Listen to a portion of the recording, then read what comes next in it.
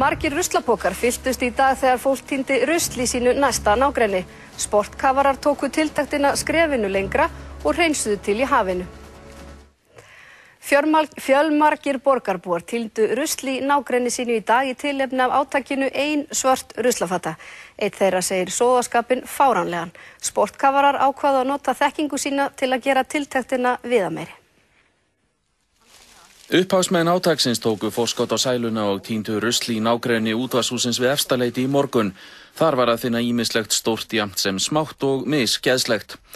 Átakið hófst síðan formlega í hádeginu og lögðu margir sitt lóð á vogarskálarnar, meðal annars Sportkafarafélag Íslands í Nauthólsvík. Ég held að vera 7-8 fólk, svartir, stórir, stærstu gerð.